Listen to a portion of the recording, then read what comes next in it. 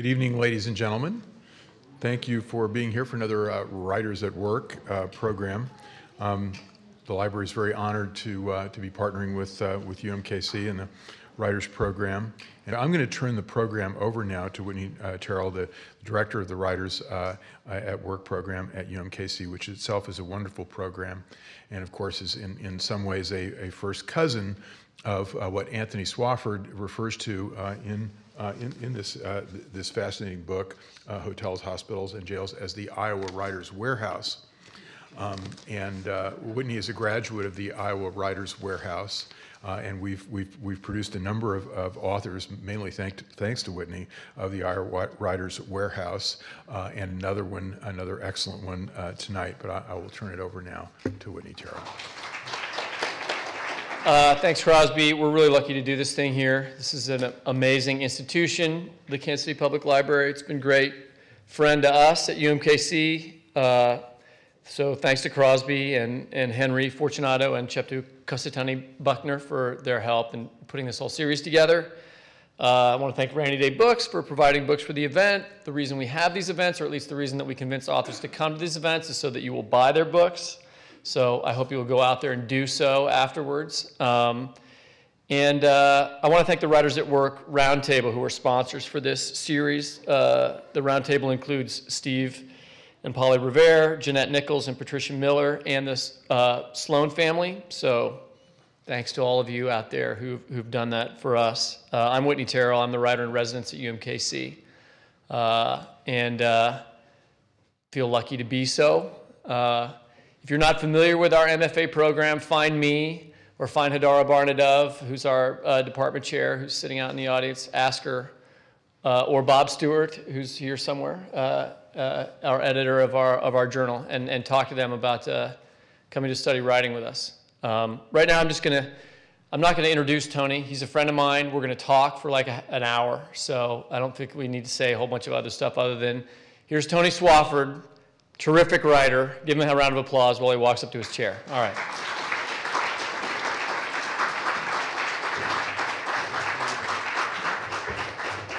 How you doing? I'm doing well. I wish I lived in Kansas City. Why? Because there are all these great events going on in town. I wish I were here tomorrow night. I'd go hear Edison. Yeah, Edison. I've met Edison. He's a cool guy. It does sound like a good book. All right. So we last had you here talking about Jarhead. You were in Kansas City in 2004, was it? Is that right? 2004. All right. So it's 2012.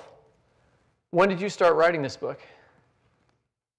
I started writing this new memoir in the spring of 2009. I was stuck. I was incredibly stuck on a novel that I'd been whacking at for about 3 years. And around the same time, my father, who had a massive Winnebago, and shared with me a lot of resentments. We had co-resentments. Was this the letter? This was post the letter. Okay. Yeah. There's a section in this book in which your father sends you this sort of angry letter that you deconstruct. We'll get to that later. You go ahead. Yeah, that was 2006. But in April of 2009, my father asked me to accompany him on an RV trip in his Winnebago from Northern California to Billings, Montana, so that we could participate in or not participate, but watch my niece graduate with her bachelor's degree. And I took that trip with him, and it's one of the early chapters in the book. And I returned to my home in New York City after that trip, and I started writing about it. And I realized, wait a second, 2 veterans, one a father, one a son, in a Winnebago, driving across America with a lot of, a lot of love, but also a lot of hatred and a lot of resentments built up over the years. But you just started writing about it just for the hell of it, or you know? Yeah, I'd say just for the hell of it. I'm not generally someone who writes in a journal.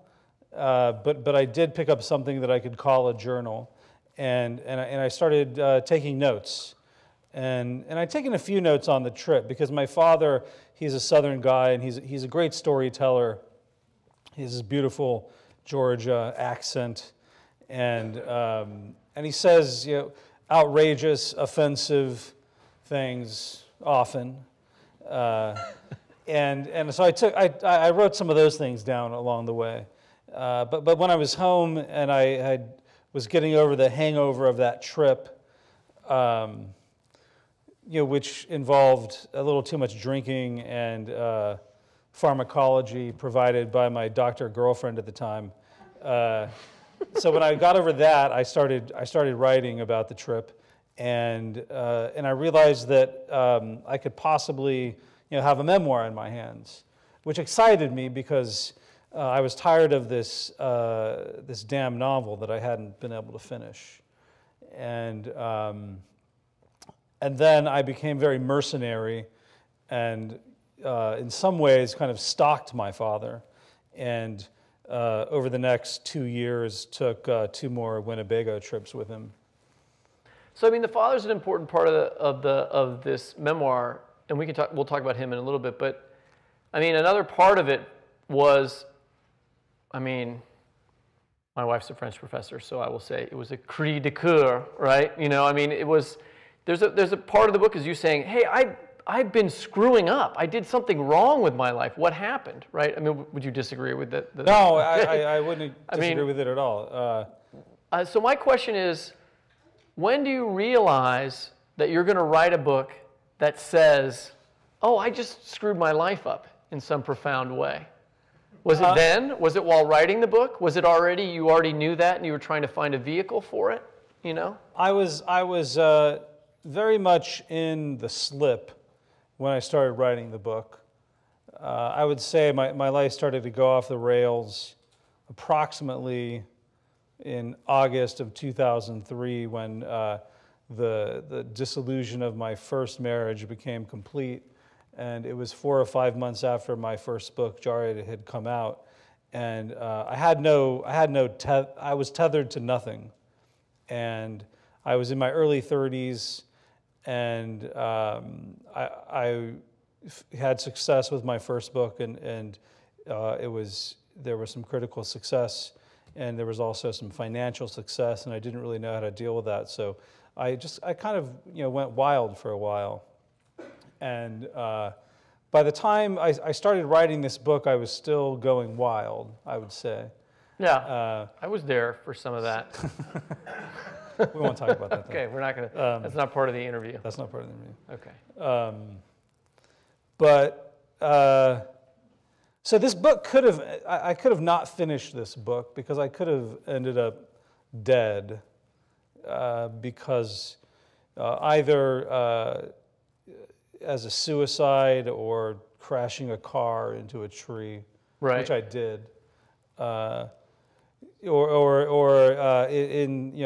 on the side of the road in my dad's Winnebago. So I didn't know how this book was going to end when I started writing it. I was trying to find my way out of this mess that I'd created. My father had been a philanderer and a liar, and he had ruined my family because of his philandering and his lying. And so he lied to his wife, he lied to his children, he lied to himself, and it blew up my family. And so I hated him for that. And I wanted more than anything to be a different man. And then I did everything I could to be that exact same man. Right, because there's a point in the book late on where he's like, "Are you afraid of the similarities between us?" Where he mentions that to you directly. Yeah, he says he's very hostile, and he says, "You are me. Right. You are my son. You are just like me." And I say, "No, I'm not. But I am. I've become that." Most of my bad behavior occurred, when I was not married, so it's different, and I didn't have a child. The ramifications of my bad behavior, my boorish behavior, were much smaller, right, than less severe than the ramifications of my father's unbad behavior. But I'd become him, and that scared that scared the hell out of me. That's what I'm trying to figure out is like, did you realize that while writing the book? Or did you know it and you're like, okay, I'm going to write a book about this? I suppose I knew it, and I'd certainly talk to a therapist about that, and then I fired the Okay. therapist. All right. Can you fire a therapist? I don't know. I just stopped going. I probably still owe him $100. Maybe the therapist fired you. It's possible. And I talked to friends. I have a lot of male friends who are writers and artists, and surprisingly, many of them have issues with their fathers. So I suspected it, but I didn't know how it would play in the book, or if it would matter in the book. But as I wrote the book, and as I spent more time around my father, and as I tried to understand him, and what it meant to know him, I, unfortunately began to see myself in him, and I wanted a way out of it, but I was in a serious downward spiral that was Like composed of what? What is a serious downward spiral? my downward spiral was composed of blowing money, being really fiscally irresponsible, Examples? examples. Jumping on a plane to fly halfway around the world to meet a woman, or flying a random girlfriend to meet me somewhere, and holing up in a hotel room and drinking and doing drugs for a week, and spending $10,000 on a hotel room, or spending excessive amounts of money on wine, or 10,000 grand on a hotel room? yeah. Is that right? Yeah. There's the hotel room in the book where you stay in Vegas at $500 a night for a week, but that doesn't. I have to do That's my about math. 35. Okay. Yeah. All right. There's a lot of room service though. Oh, okay. Oh, all right. That was that $10,000 right there. Yeah. And they add like 18%. They'd make you tip? So they make you tip. So it was financial, and it was behavioral, and I was using recreational drugs, which is something I had never really done in my life. But when I moved to New York City for a woman, always a mistake. I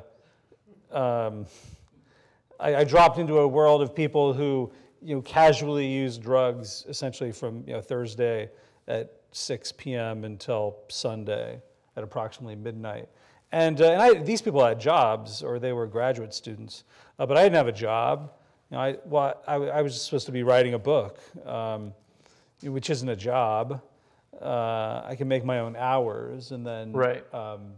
So it's not coincidental that it took me 8 months to write my first book, and it took me 3.5 years to write my second. Right.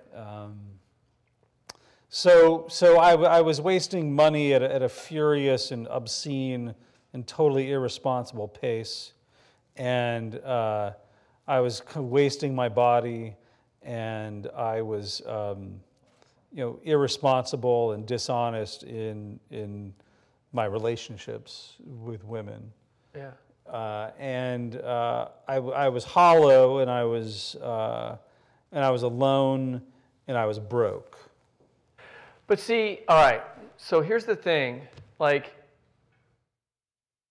did it make you feel better to say that after a certain point? Because if I had had a conversation with you, I mean, we've known each other for some time, since you came out in 2004, and we've seen each other in New York, we've hung out. Like, we had fun hanging out in New York, doing some of these things that you discussed, certainly going to bars, right? And I don't think that if I had asked you that then, in 2006, say, or whatever, you would have answered in that way. No, Would you no. have? Would you have thought that internally and put up a front for me, or would you have thought, no, everything's good? I would have thought everything was good. I thought everything was good. I felt like everything was good. I had a nice home. I had a nice car. I had, I had a lot of writing. The thing with being a writer is you end up having friends who are scattered all over the country because people go places to teach, or because because it's cheap to live somewhere, and so one's posse, if you will, is always or often scattered, and so you meet up in New York City or Kansas City or San Francisco or wherever something is happening, and that camaraderie, those bonds are important, and they're thick and they're great, but they're fleeting because then everyone goes home and disperses. Right. And so, I was probably able to fake happiness and probably also fake stability for a number of years. And I suppose people made assumptions about me.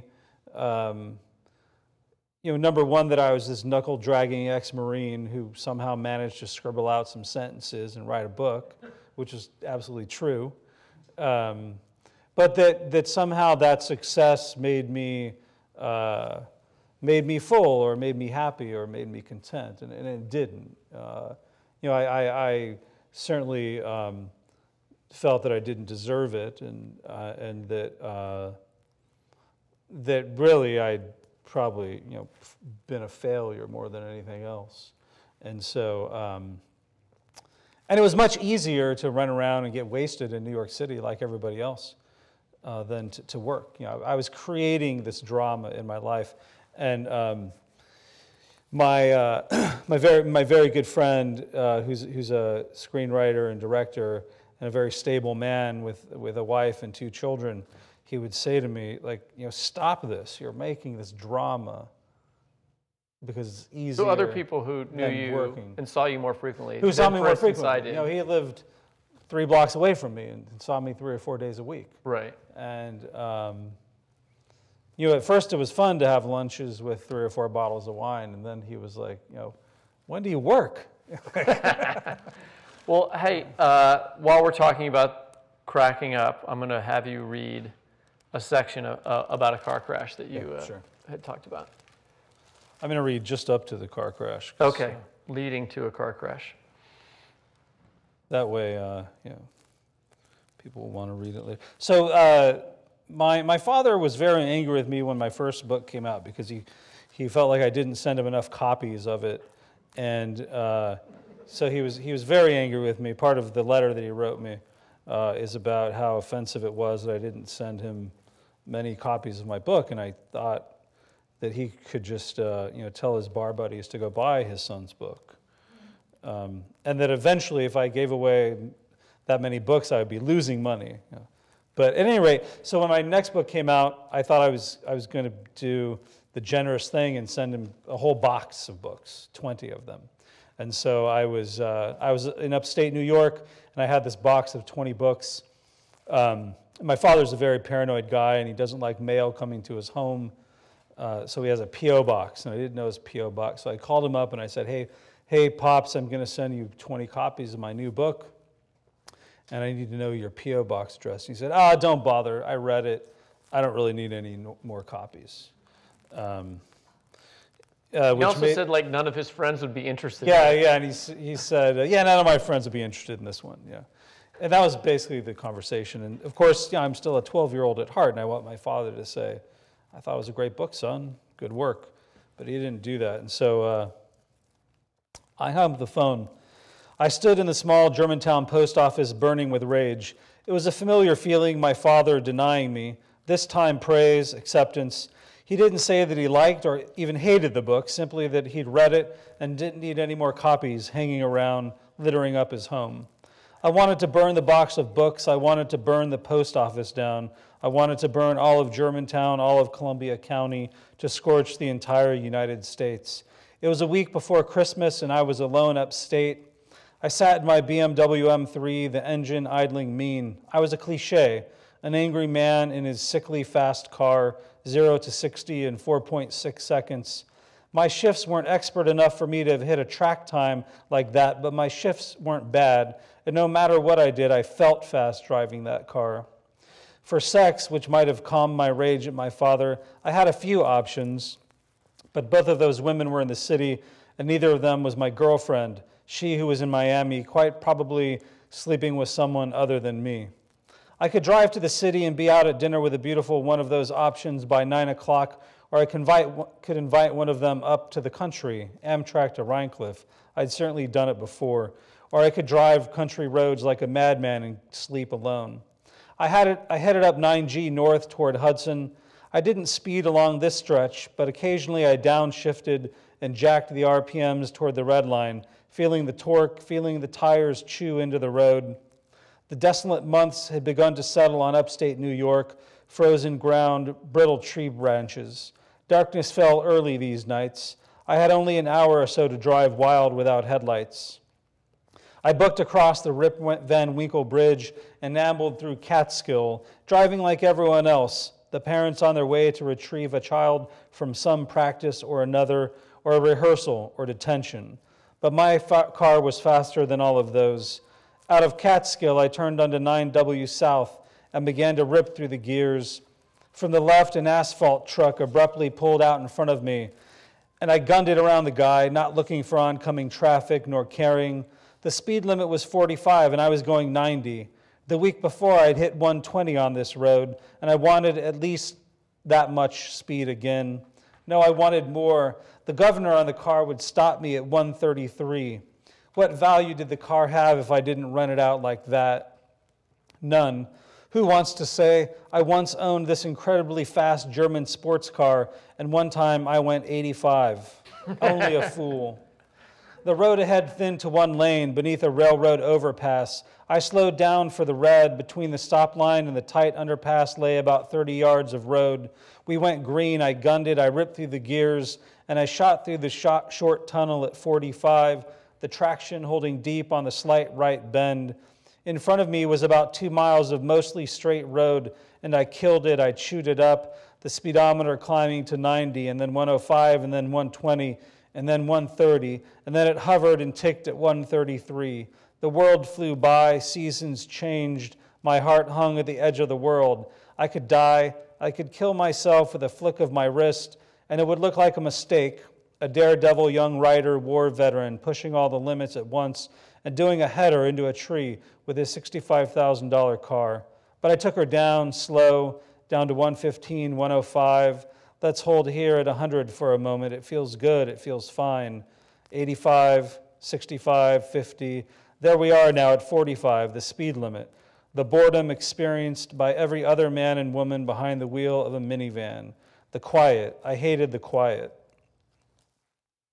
Thank you.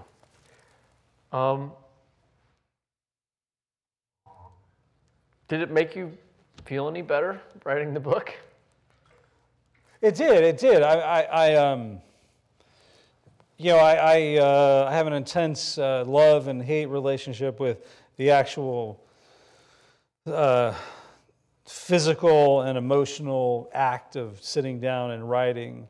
But when I'm writing well, and when I feel like I'm communicating to that invisible reader out in the world something that I feel is emotional and important, and that will resonate beyond whatever four thin walls I'm inside of.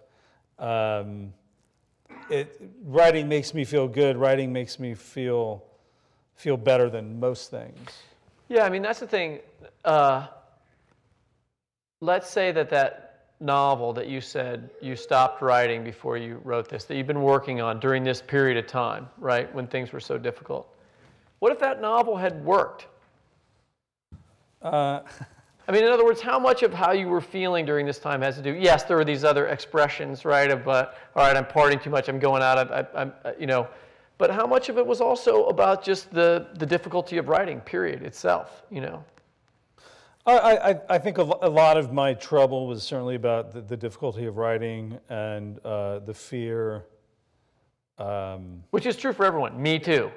I mean, so that's why I'm asking you about it. Sure, the fear of looking at that blank page every day is sometimes totally paralyzing and can paralyze some writers for years. And I think it did me. I liked that novel that I'd started, and I thought it was going to be a very fine book. And and I got lost somewhere, and I'm not sure why I got lost. I didn't have a plot, and plots are probably good things to have when you write a novel.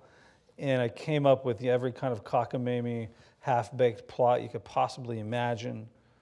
I shared some of those with you today because I'm still trying to use them. Okay. You know, the $2 million hidden in the coffin. Don't try that at home.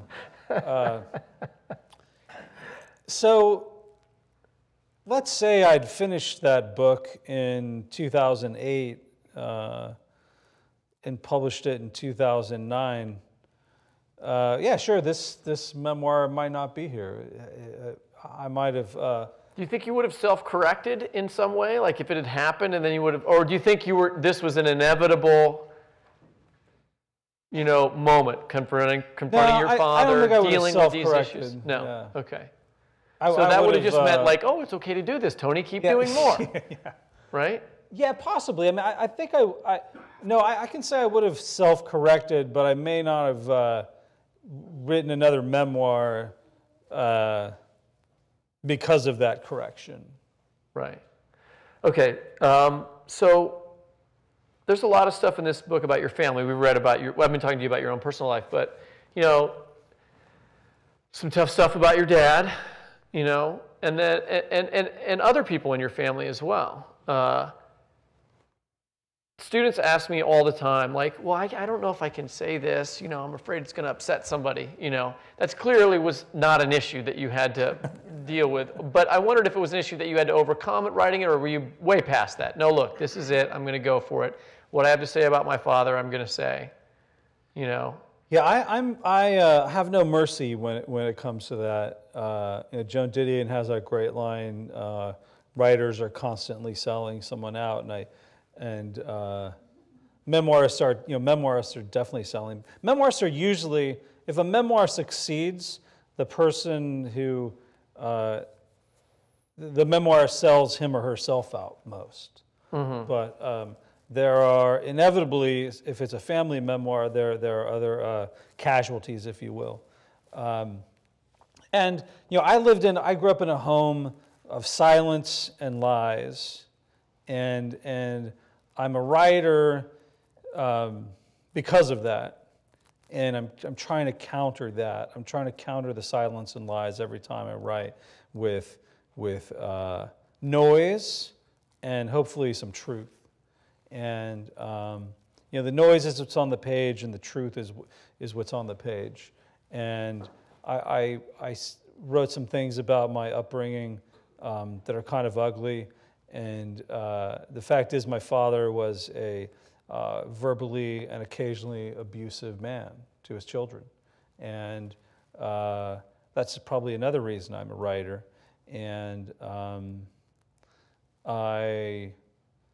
But I mean, there are things that you like about him. You make a kind of peace with him. I make a peace with him at the end, and because I do admire him. I mean, my father was a builder. He taught me how to use tools and how to use my hands.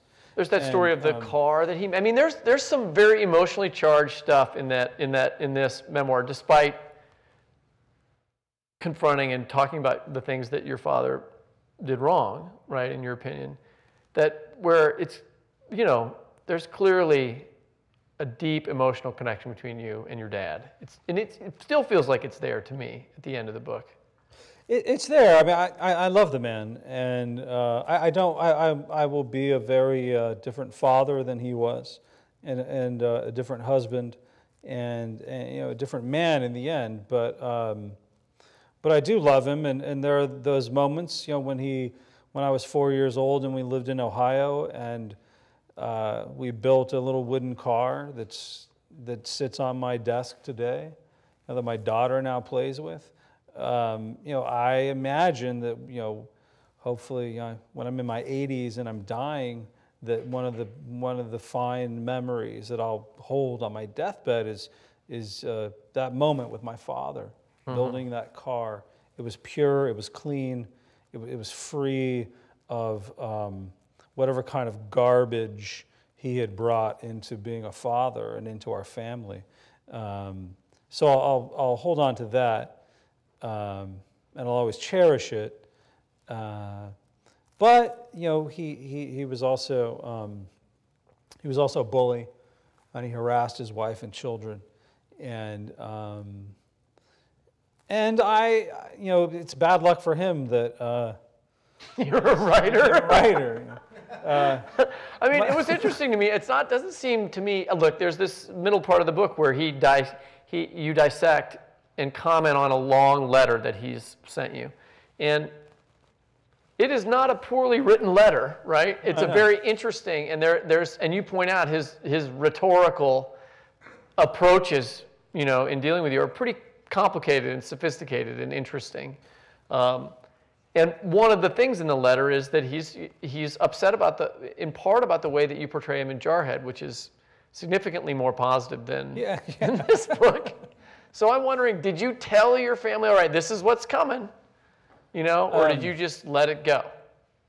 No, I didn't. I mean, when this book was coming out, when it was done, when the once it was trades done, were coming out. Yeah, my nosy aunt knew that I was writing this book because, I had sold the book before I'd finished it, and there was some mention in one of the places it mentions that, and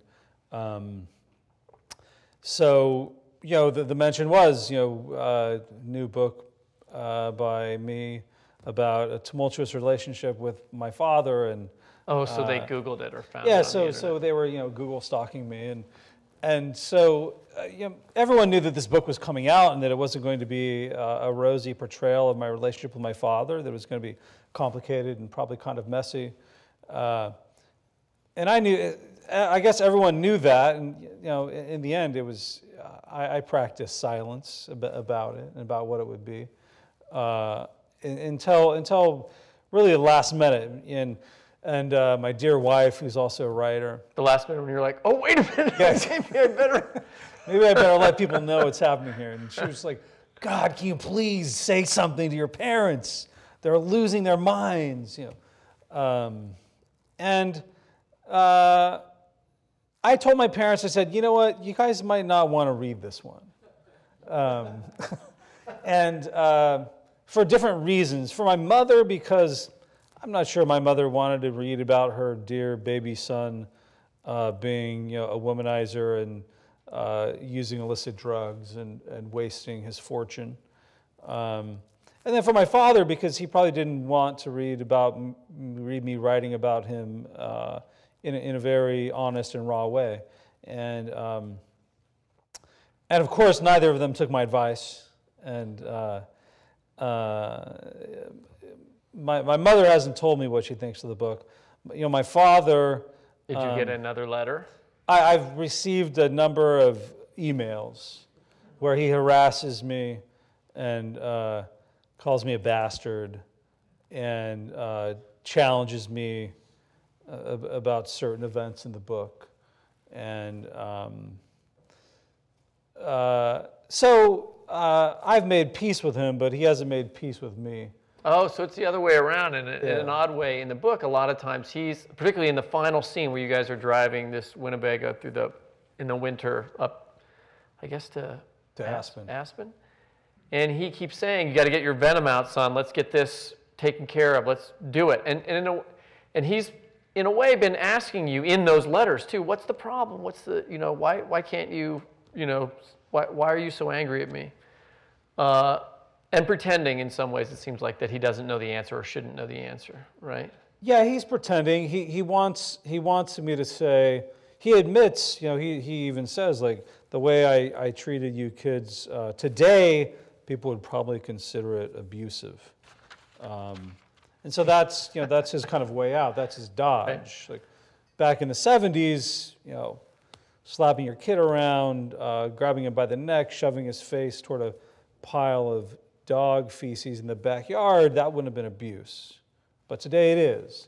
Essentially, he wants to receive a pass on that behavior. And maybe I'm just too small-minded or too emotionally frail or, too weak. I wasn't able to give him a pass on all of that. and I ended up having to to write this book. So there is, in essence, to this book, which we've talked about sort of, the most difficult parts of the book, but there is, in essence, a fundamentally happy ending to the book. There's there's Right? there's the happiest ending. Yeah. And where I realized finally that I'm becoming my father, and it's on one of these RV trips. It's on the middle RV trip, and I'm on an RV trip with him in Texas, and it's August and it's blazing hot, and I'm 40, and I realized that I've become just like my father, and I was supposed to go all the way to California with him, but I'd lost all my money. I'd sold my apartment. I was living in a shack in the Catskill Mountains.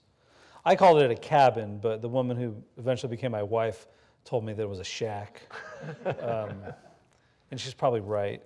But I was holed up in the mountains. I was on this trip with my father, and in Texas, in West Texas or Central Texas, wherever it is, Houston, I said, I can't go all the way to California with you, Dad. I've got to get home. And I jumped on a plane back to New York from Austin because I saw him in his RV, in his tidy whities. He's dying of COPD, and he was alone. He was alone in the world.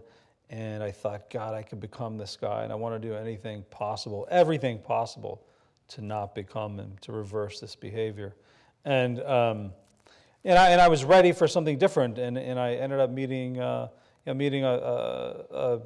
talented and brilliant and beautiful woman very shortly after that, who had a kind of shared background, had a military background in her family.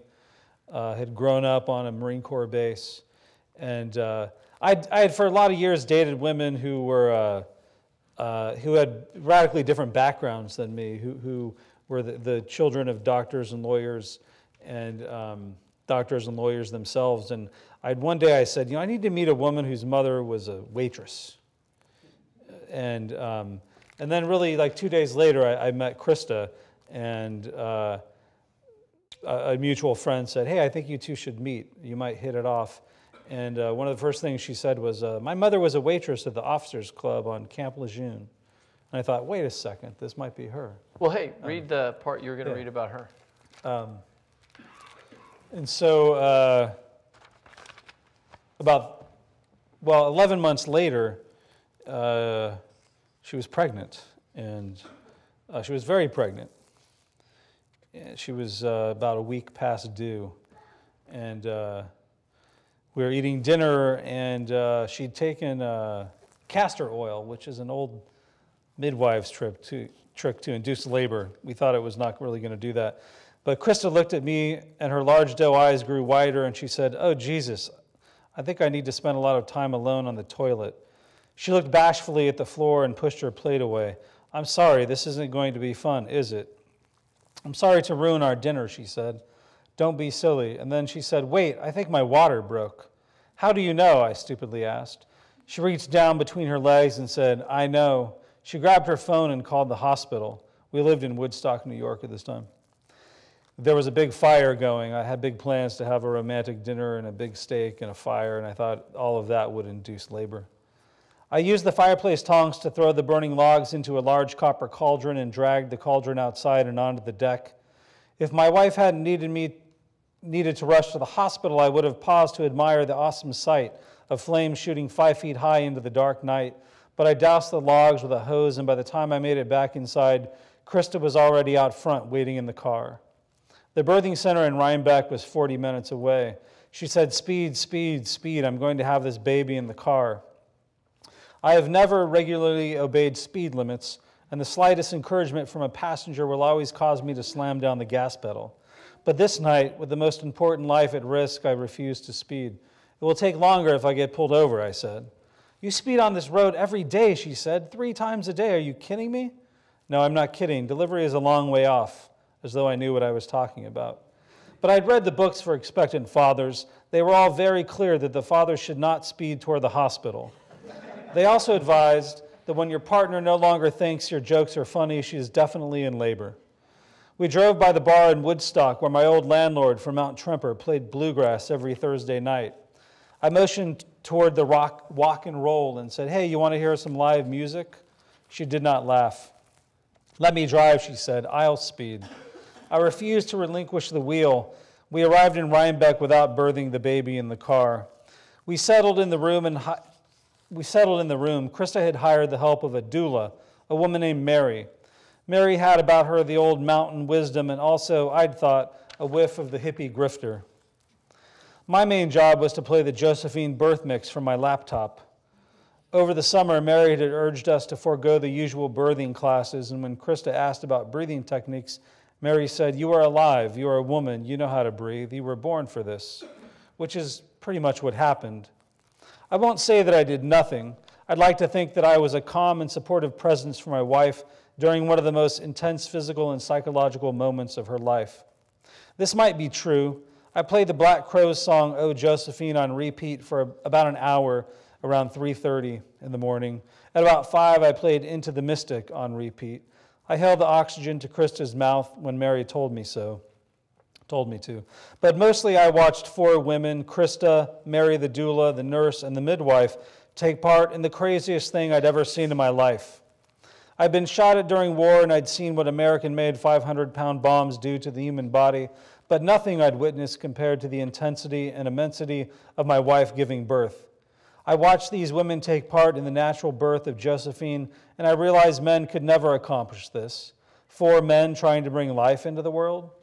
2 would be engaged in a fist fight, 1 would be doing whiskey shots in the corner, and the other would be on the floor in a fetal position, weeping.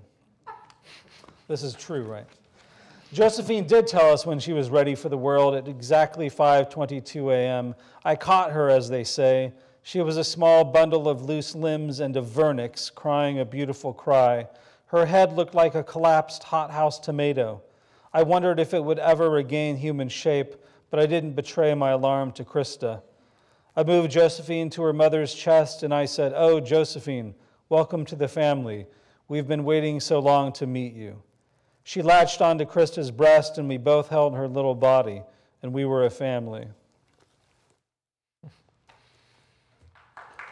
Thanks.